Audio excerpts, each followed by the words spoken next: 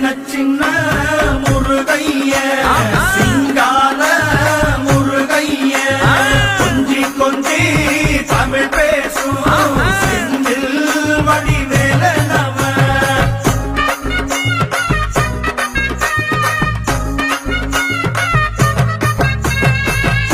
குன்றக்குடியான் என்பார்,